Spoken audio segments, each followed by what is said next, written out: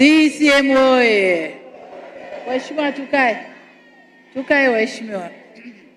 Karagwe oye! Wana Karagwe hamjambo? Marahaba. Aya, asante sana. Mitano tena. Aya, asante hamasa, asante.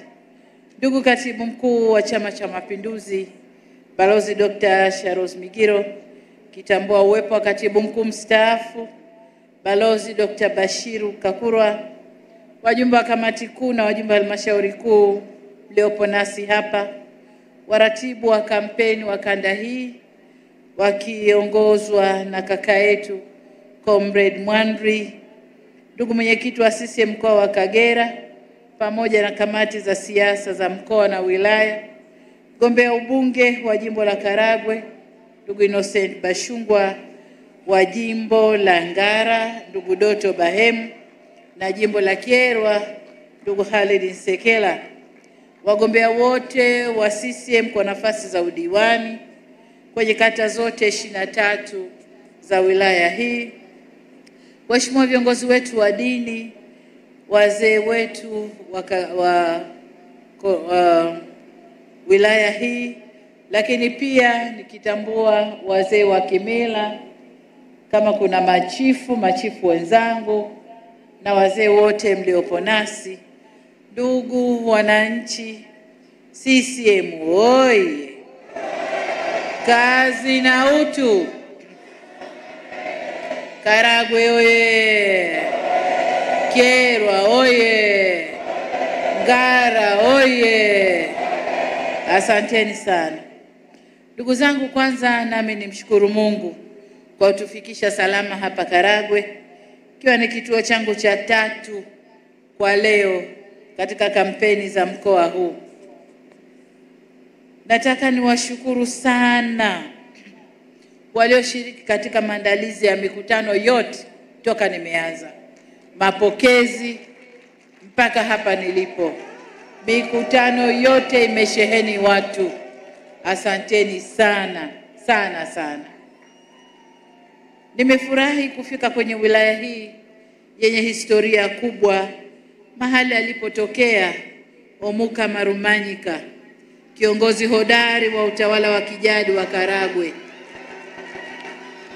aliyewaongoza watu wake na kuwavusha katika vipindi vigumu. Nafurahi kwamba nasi tumeweza kufanya jitihada kubwa za kuwavusha wanakaragwe na kuziendeleza sekta mbalimbali kama alivyofanya, nasi tunafuata nyayo zake. Ndugu zangu, tumesikia mengi yalofanywa katika majimbo yetu 3 haya ambayo wagombea wa ubunge wamekuja kujieleza hapa. Lakini nataka niwaambie kwenye ilani yetu iliyopita na tunayoisema sasa hivi, tumejipanga kwa aina 3. Aina ya kwanza ni kukuza na kupeleka kwa wananchi huduma za kijamii. Na hapa tunazungumzia afya, tunazungumzia maji, tunazungumzia elimu, tunazungumzia umeme, kwamba ni huduma za kijamii.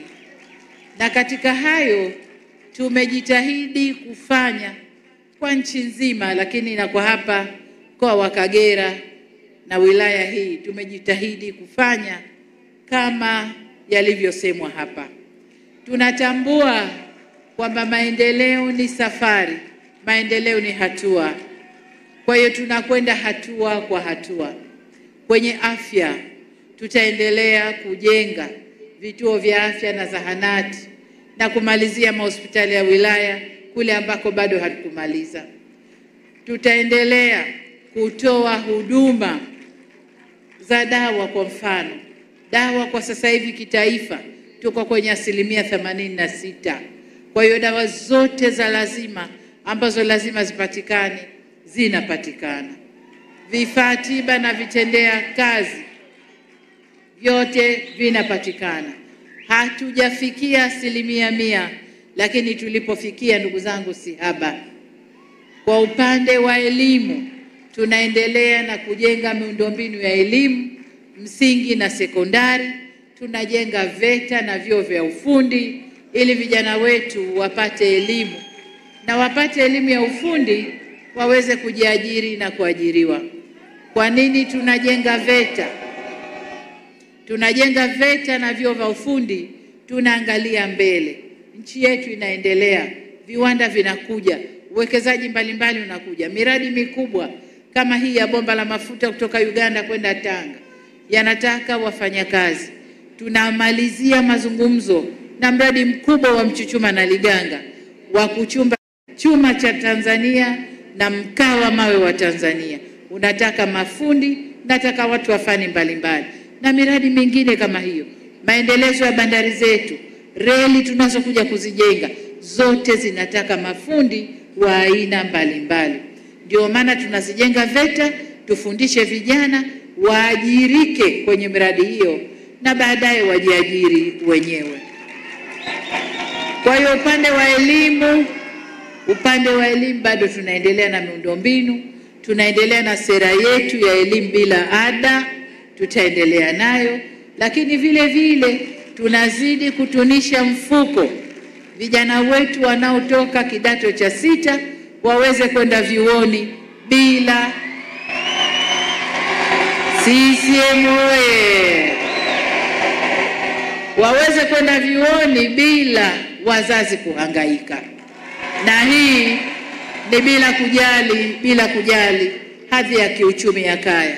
Kwa hiyo watakwenda vyuoni bila wazazi kuhangaika. Lakini tukizungumzia maji ni jambo la lazima kwa mwanadamu. Na ndio maana tumefanya jitihada zote. Yakitajwa mabilioni yaliyotumika hapa kupeleka maji, mtu anaweza akashika kichwa, lakini ni jambo la lazima. Na sasa tumeamua hatutumii maji tu kwa ajili ya matumizi ya majumbani, lakini pia kwa ajili ya kukuza kilimo chetu. Na ndio maana tunajenga skimu za umwagiliaji maji kote nchini ili wakulima wetu wazalishe mara 2 kwa mwaka, tukuze uzalishaji wa chakula na mazao ya biashara ili tuingie kwenye ile sera yetu ya kilimo biashara. Lakini upande wa umeme tumejidhatiti kumaliza kadhia ya umeme. Tumeshafanya vijiji vyote kama tulivyotumwa na ilani iliyopita. Tumejiengeza kwenye vitongoji. Tuko takriban nusu ya vitongoji vya nchi hii. Tunakwenda kumaliza palipobaki. Lengo letu ni kila Mtanzania atumie nishati safi ya umeme. Na umeme wetu unatoka kwenye vyanzo safi. Ni maji, upepo, jua na kidogo unatoka kwenye gesi. Kwa hiyo tunajielekeza kwenye matumizi ya nishati safi ya umeme, kwenye matumizi ya kawaida, matumizi ya kupikia. Kwenye umeme pia ni usalama. Pahali kwenye umeme unapowaka, Bashungwa amesema hapa kwamba mji wa Karagwe sasa ni umeme mjini saa 24. Vijana wanaweza wakafanya biashara zao masaa yote. Hamna sasa saa 12 vijana wa Karagwe hawarudi nyumbani kwenda kujificha kiza. Saa 12 bado ndio kumekucha. Mitaani huko mataa yanawaka, hawana shida ya usalama upo. Kwa hiyo umeme nao tumeuweka kwamba ni huduma muhimu kwa wananchi wetu. Kwa hiyo hayo tumeyafanya vizuri na tutaendelea, mkitupa ridhaa tutaendelea kuyafanya vizuri. Lakini fungu la pili ni kuwawezesha wananchi kiuchumi. Hili ndio fungu la pili la ilani zetu. Na hapa tunazungumzia mambo mengi. La kwanza tunazungumzia ruzuku tunazozitoa. Ruzuku kwenye sekta ya kilimo. Ile ruzuku kama sikutolewa, wakulima wangewajibika kutumia pesa kununua mbolea, ambao wasingenunua mbolea nyingi, wangenunua mbolea kidogo, wangetumia shambani kidogo, mazao yangekuwa kidogo. Lakini kwa sababu tunawatoza nusu ya bei au chini ya hapo, wanapata mbolea nyingi, wanatumia mbolea nyingi, wanavuna mazao mengi, wanauza mengi, wanapata pesa nyingi. Kwa hiyo huko ndio kumwezesha mwananchi kiuchumi. Lakini eneo la pili la kumwezesha mwananchi kiuchumi ni mikopo na kupeleka mitaji kwa wananchi. 10% ya halmashauri ni kuwawezesha wananchi kiuchumi. Lakini vile vile TASAF ni kuwezesha wananchi kiuchumi. Lakini mifuko mbalimbali inayotoa mikopo kwa wananchi ni kumwezesha wananchi kiuchumi. Kuna jambo jingine, ujenzi wa stendi zetu na masoko ni kuwawezesha wananchi kiuchumi. Kwa sababu stendi kuna fursa za biashara, masoko ni fursa za biashara. Ukipata mtaji pa kufanyia biashara papo ni kumwezesha mwananchi kiuchumi. Kwa ndugu zangu, maeneo mengine tunaweza kusema chanjo kwa wafugaji. Tumetoa chanjo kwa nusu bei, lakini kwa kuku ni bure. Atakuwa na mifugo yenye afya, atauza mifugo yenye afya, atapata fedha nyingi, ni kumwezesha mwananchi kiuchumi. Kwa hiyo hizi ziko nyanja nyingi sana. Amesema hapa waziri wa kilimo ndugu yetu Bashe kwamba toka tumeanza kulishughulikia zao la kahawa tumekata tozo nyingi, na ile pesa ambayo imesamehewa haikatwi, inaingia mfukoni kwa mkulima, ni kumwezesha mwananchi kiuchumi. Kwa hiyo hilo ndio fungu la pili, na ahadi yetu kwenu kwenye hili, tutaendelea na mifuko, tutaendelea kuangalia kila tunapoweza kutoa ruzuku ili Mtanzania azalishe kwa gharama nafuu, lakini apate zaidi ili tumwezeshe kiuchumi. Lakini katika mifuko kwenye ilani yetu mpya inatuelekeza kuanzisha mfuko wafanya biashara wadogo ambao tutaanza na bilioni 200 zikopeshwe kwao, wapate mitaji na waendelee na shughuli zao. Nimelisahau kundi la wachimbaji wadogo, na wenyewe tumefanya kazi kubwa sana. Tumewawezesha, kuwapa maeneo, kuwapa mitambo, kuwasamehe kodi ndogo, na wenyewe tumewawezesha. Kwa hiyo ili fungu la pili, kuwawezesha wananchi kiuchumi, ni kundi linalowagusa vijana wengi, pamoja na programu yetu ya Jenga Kesho Iliyo Bora kwa vijana, ambao tumewafanya wanaingia kwenye kilimo, wanaingia kwenye uvuvi, wanaingia kwenye ufugaji, ni kuwawezesha wananchi kiuchumi. CCM oyee! Nani kama CCM? Huko ndo kujenga utu wa Mtanzania. Ndugu zangu, kundi la tatu ni kundi la sekta za kiuchumi, uchumi mkubwa kitaifa. Nalo ni sekta la uzalishaji. Na hapa tunazungumzia tena kilimo kama sekta muhimu kwenye uzalishaji. Tunazungumzia viwanda kama sekta muhimu kwenye kujenga uchumi wa taifa. Tunazungumzia miundombinu ya usafiri na usafirishaji kama ni sekta muhimu kwenye kujenga uchumi wa kitaifa. Na kwenye usafiri na usafirishaji, kwenye kilimo, kwa eneo hili Bashe amezungumza vizuri sana. Lakini kwenye usafiri na usafirishaji ni masuala ya barabara, ambao kuna barabara kadhaa zimeombwa hapa, na mimi nataka niwahakikishie kwamba tunakwenda kuzijenga kwa kiwango cha lami. Lakini tukiacha barabara kwa mkoa huu wa Kagera, tunazungumzia kiwanja cha ndege ambao ni nyenzo muhimu kwenye usafiri na usafirishaji, sio tu kwenye kupeleka biashara na kurudisha, lakini pia kwenye utalii. Viwanja vya ndege vinakuza utalii. Kwa hiyo kwa mkoa huu tuna kiwanja kimoja pale Bukoba ambacho ni kidogo. Ilani hii tunayoinadi sasa imetuelekeza kujenga kiwanja cha pili ndani ya mkoa huu. Na kiwanja hicho tunakuja kukijenga kwenye wilaya ya Misenyi, hapo jirani zenu. Ndicho tutajenga kiwanja kikubwa kitakachotua ndege kubwa kiwanja cha kimataifa. Yote ni kufungua mkoa huu na kufanya uwe mkoa wa biashara na mkoa wa utalii. Lakini eneo la tatu ni bandari na vyombo vinavyotumika kwenye maziwa yetu. Tunajenga bandari kwa hapa mkoa huu, najenga bandari 2, moja ya Kemondo na ile bandari nyingine, na zote ni kukuza usafiri na usafirishaji wa biashara na kuinua uchumi wa mkoa, lakini pia uchumi wa wana Kagera. Hiyo ndiyo CCM. Na eneo la tatu, eneo jingine kama nilivyosema ni viwanda. Ndugu zangu, ilani yetu inatuelekeza kuweka kongani za viwanda kila wilaya. Na madhumuni ya kongani hizi ni kuongeza thamani mazao tunayozalisha.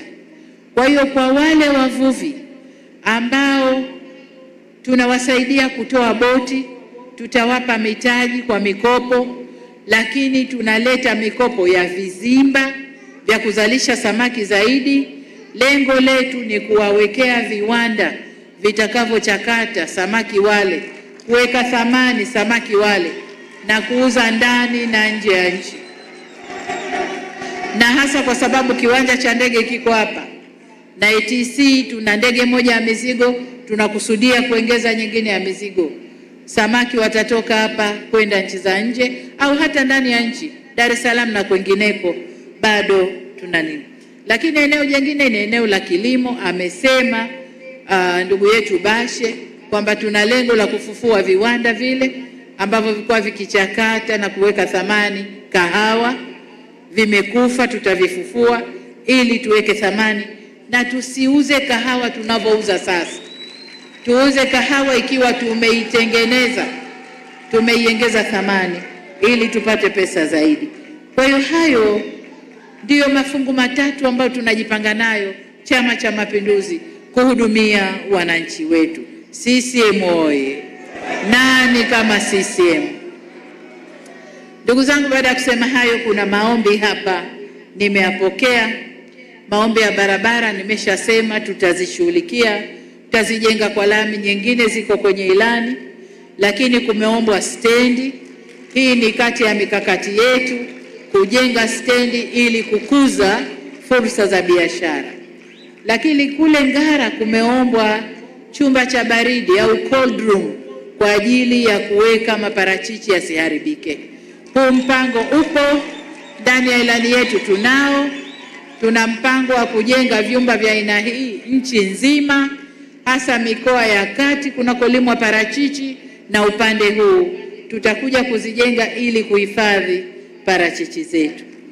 Jengine ni kile kituo cha kilimo ambacho Waziri Bashe amekijibu vizuri.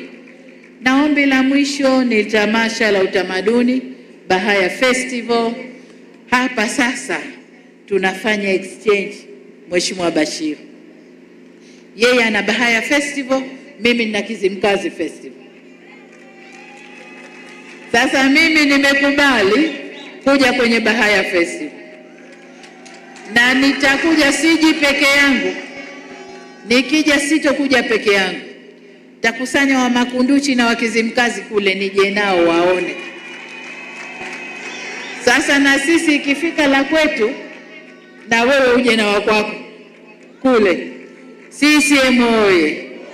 Na hiyo ndio Tanzania. Muungano oye! Asanteni sana. Sasa ndugu zangu wa Karagwe na wote mlokuweko hapa, tuombe kura.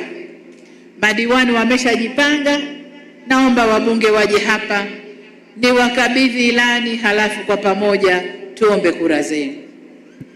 CCM oye!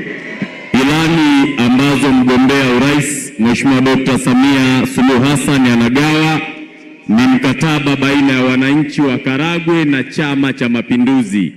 Maendeleo yatakayoletwa katika kipindi cha miaka mitano yote yapo ndani ya ilani ya uchaguzi katika sekta zote: barabara, afya, elimu, kilimo, ufugaji.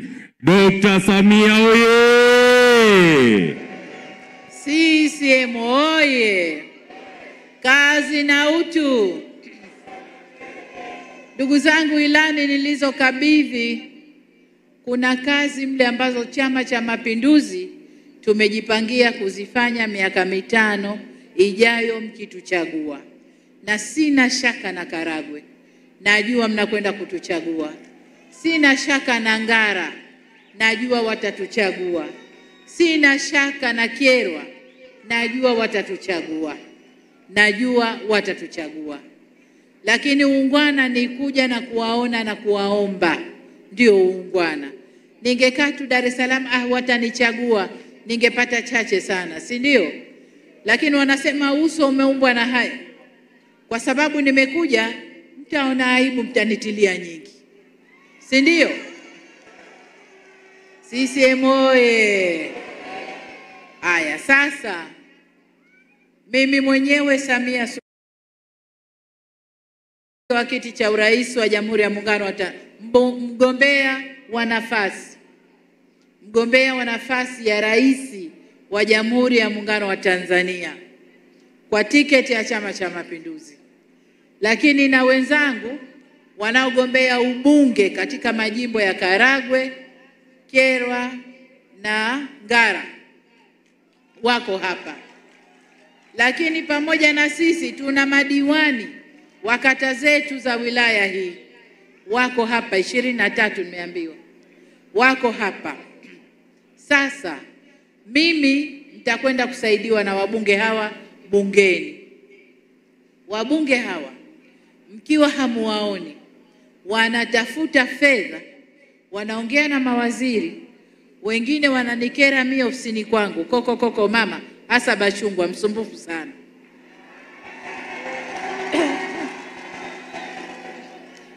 Wananigongea mama fedha. Lakini tegemeo lao wakesha zipata zile fedha zinashushwa kupitia halmashauri zetu. Halmashauri kuna madiwani hawa. Hili ndilo bunge dogo la hapa Karagwe. Hawa wanapokea fedha na maelekezo na miradi iliyokusudiwa, wanajadili na wanasimamia utekelezaji wao. Supervisor wao nani? Chama cha Mapinduzi. Chama cha Mapinduzi kinasema hebu kumeletwa fedha za miradi hii, wamefanya nini? Twendeni tukaone. Chama kinanyanyuka kinakwenda kuona. Madiwani hawa ndio wasimamizi. Mbunge akija na yeye anawauliza, madiwani mmefanyaje? Fedha nimeomba zimeletwa, mmefanya nini? Hiyo ndio kazi ya madiwani. Kwa ili maendeleo yaje, lazima wote mafungu matatu sisi tupate kura za kutosha. Hivyo basi mimi mgombea uraisi na wagombea ubunge na madiwani wetu tunaomba kura zenu, wana Karagwe, wana Ngara na wana Kyerwa. Tunaomba kura zenu. Sasa wale wanaosema watatupa kura, mikono juu nione. Aya, kule juu sijaona. Haya, asanteni sana. Asanteni sana, nawashukuru sana. Sasa ndugu zangu, kwa vile mmeshasema mtatoa kura tarehe 29, kesho kutwa tu, tuna wiki 2. Tarehe 29, Mungu atuamshe salama, mapema na furaha. Wote tutoke. Una rafiki zako wapitie, waambie twende tukapige kura. Baba na mama, ukinyanyuka wewe ndani ya familia walioandikishwa, watowe, nenda nao wakapige kura. Lakini kubwa zaidi kwa mabalozi wetu wa maeneo, wote hakikisheni kwamba katika maeneo yenu kila aliyeandikishwa kupiga kura ametoka na anakwenda kupiga kura. Kwa hiyo matayarisho ya kutoka kwenda kupiga kura yaanze sasa. Kila mtu ajue kituo chake, kila mtu ajue kapangwa wapi kupiga kura, ili siku ile unajua natoka nyumbani na kwenda pahali fulani kupiga kura. Tumeelewana ndugu zangu? Sasa ndugu zangu, sisi kama nilivyosema Tunaomba kura zenu na Mungu awabariki. Asanteni sana. CCM oye! Kazi na utu. Sijasikia. Kazi na utu. Asanteni sana. Kagera oye! Karagwe oye! Ngara safi! Kyerwa safi! Asanteni sana. Mungu awabariki. Haya, tupunge mikono na mabango na